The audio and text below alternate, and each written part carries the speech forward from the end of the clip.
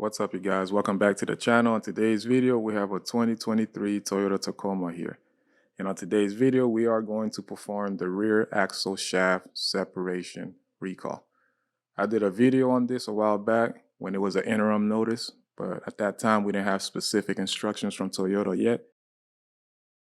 But now that we do, and this is actually the recall that I'm performing on this truck right here, so you guys will get to see more details on what Toyota wants us to do.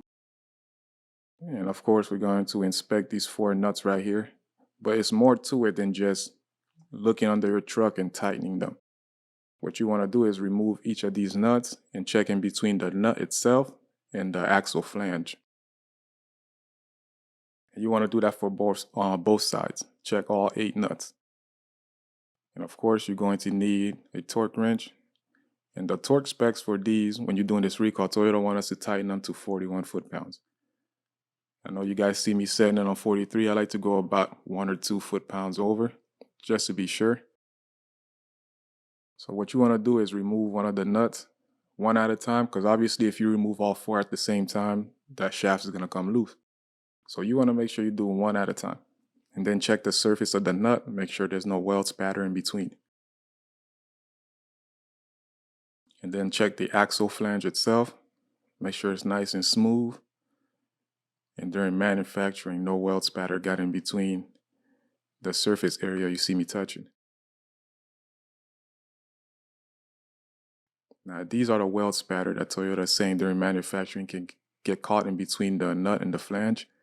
See these little bubbles of weld right there?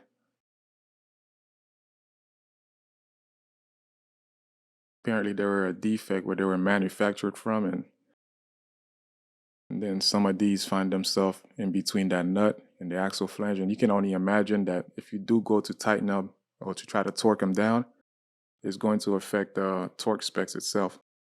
The nut's not going to be able to really torque down on that nut, on that stud, thus making the nut potentially loose over time.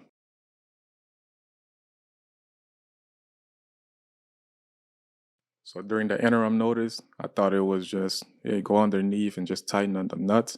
There was very little instruction at the time of what they want us to do. But now they gave us specific instructions to remove the nut one at a time and then check in between for the weld spatter. And then if it's good, go ahead and tighten it back up to 41 foot-pounds. 1 or 2 foot-pounds over is not going to hurt it, guys. I know you see on my torque wrench is going up to 43. I'd rather play it safe than sorry. And that's what I'm doing. I'm checking the other top nut right there to see if there's any weld spatter in between. And this one checks out fine. But good thing I have this truck here, because on one of the nuts and the studs, guys, and the axle flange, some weld spatter did make it in between. This one right here. So good thing this customer came in, because his vehicle is one of the few ones that I've seen that actually had the weld spatter in between. You see it right here. So one actually made it between the nut and the flange. So this one right here, because it has that on there, Toyota's gonna want me to file it down and get a new nut. And even on the nut itself, you can see where it kind of smushed it down. It smushed it down, and over time it just kind of sat there, and it is gonna affect the capability of the nut to really torque down on that stud. So what I'm gonna do is put a mark on there, or an X, so I know to come back and change the nut on that one and file it down. Now, because I don't want to make multiple trips to the parts department, I'm going to temporarily reinstall the nut and check the other nuts on the shaft for the driver's side and passenger side. So that's what I'm doing there. I'm just making sure I make one trip to the part department to make sure I get the right amount of nuts that I need. And you can see this bottom one right here, the weld spatter barely made it on the outside of the affected area. Just a few millimeters to the left, it would have been right in between that nut and the flange. And that would have been a defect on that side too. So I'm going to tighten it. 41 foot-pound, that one is good. Like I said, only because that weld spatter is on the outside of the surface area between the nut and the flange. So now I'm just going to check the other side and repeat the same steps that I did for the driver's side. And I'm going to torque it down to 41 foot-pounds again.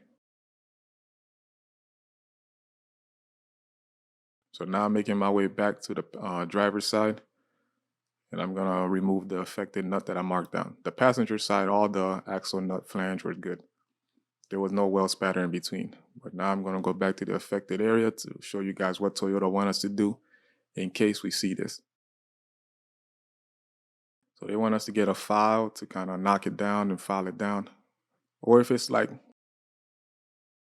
big enough, you can use a chisel, or you can use a file to kind of smooth out the surface and make it as even with the rest of the axle flange.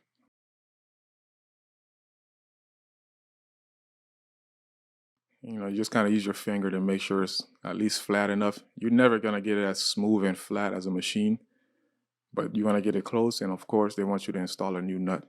So no need to do this in your driveway, guys. I mean, Toyota's covering this recall for you guys for free. If you try to do this on your driveway, it would be a lot to do. So no need to do that. I know some guys are commenting, oh, anything to avoid going to the dealership. Save yourself some time. Just bring it in. We'll do it free of charge. And that's all there is to the recall, guys. If you find this video informative in any way, don't forget to hit the like and subscribe button. As always, thanks for watching.